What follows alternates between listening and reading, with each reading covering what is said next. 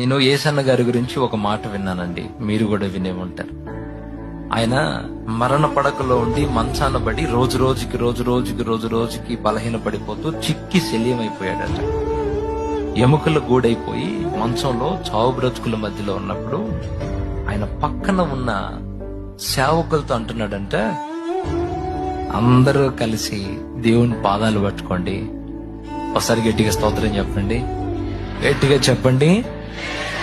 ఆయన అన్న మాట ఒక దైవజనుడు చెప్తే నేను విన్నా.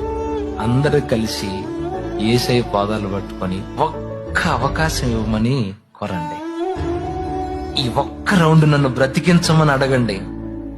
ఈసారి లేచానా రాష్ట్రాన్ని, దేశాన్ని ఒక్క ఊపాలి మరొకసారి. యేసయ్య కొరకు కదిలించాలి ప్రాంతాలని, సాతాను కోటలు కోల్చాలి. అడగండి.